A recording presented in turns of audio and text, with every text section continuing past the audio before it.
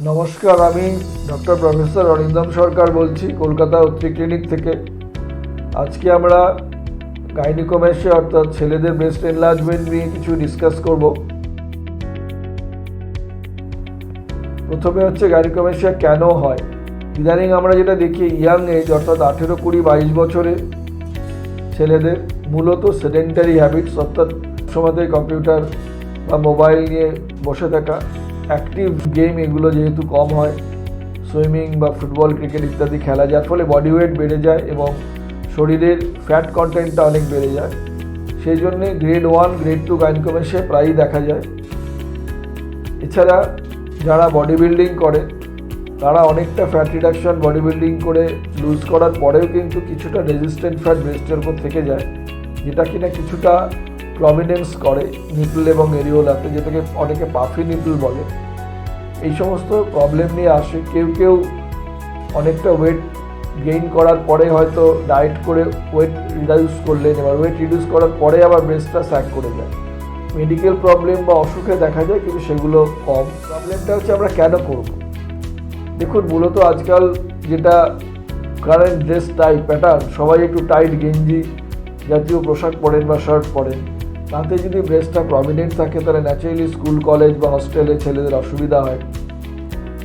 সেই জন্যে মূলত কসমেটিক রিজনের জন্যই লোকে বেশি আসেন। কোনো কোনো ক্ষেত্রে পেইন হয়, পেইন ইস্যু নিয়ে আসে এবং এই কারণে অনেকে ডিপ্রেশনে চলে যায়।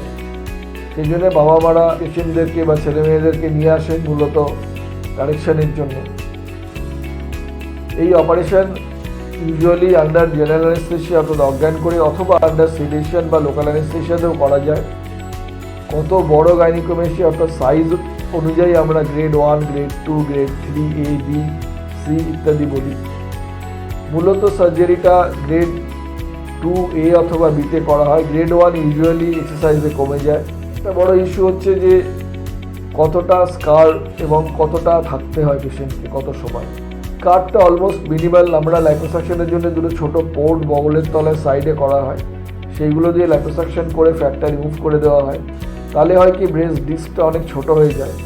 এইবারে এরিওলার তলায় ছোট্ট একটা 1/2 ইঞ্চ মতো নিক করে সেখান থেকে ব্রেস্ট ডিস্কটা, যেটা কিনা ছোট হয়ে গেছে এখন, এইটা রিমুভ করে দেওয়া হয়। এই টোটাল সার্জারিটা করতে আপনার ঘন্টা দেড়েক সময় লাগে, যে পদ্ধতিতেই করা হোক। নর্মাল কোর্সে এটা ডে কেয়ার অর্থাৎ সকালে ভর্তি করে আমরা 4-5 ঘন্টা বাদে বিকেলের মধ্যে পেশেন্টকে ডিসচার্জ করি। পোস্ট অপারেটিভ রিকভারির মধ্যে আপনার কিছু অ্যান্টিবায়োটিক, পেন কিলার্স খেতে হয় এবং এটা মনে রাখবেন, যেহেতু আমরা কিছু একটা বার করে দিচ্ছি অর্থাৎ ফ্যাট এবং ব্রেস্ট ডিস্ক, সেই জন্যে স্কিনটা একটা লুজ হয়ে যাওয়ার টেন্ডেন্সি থাকে।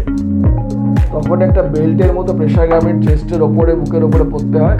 এটা কিন্তু 6 উইকস পড়তে হয়, সবসময় 24 ঘন্টা 6 উইকস পড়তে হয়। শুধু স্নান করা বা খাওয়া এই সময়গুলোতে হতে পারবে, তাহলে রেজাল্টটা খুব ভালো বা অপটিমাম হয়। আপনারা সব কিছু শুনলেন, আমরাও আপনাদেরকে যথাসম্ভব সায়েন্টিফিক্যালি জানালাম। আপনাদের ভালো লাগলে আমরা আশা করব যে আপনারা আমাদের চ্যানেলটা সাবস্ক্রাইব করবেন, তাহলে আমরা আরও বেশি উৎসাহ পাবো আপনাদেরকে ফার্দার জানানোর জন্যে। এবং আমাদের লিঙ্ক দেওয়া আছে, মোবাইল নাম্বার, কন্ট্যাক্ট নাম্বার দেওয়া আছে। আপনারা লিঙ্কে গিয়ে আমাদের প্রচুর ভিডিও বিভিন্ন টপিকের ওপরে দেওয়া আছে, গাইনিকোমেশিয়া রিলেটেড বা ব্রেস্ট সার্জারির ওপরে, সেইগুলো দেখুন এবং কন্ট্যাক্ট নাম্বারে আপনারা আমাদেরকে ফোন করে যোগাযোগ করুন বা এসে দেখিয়ে যান।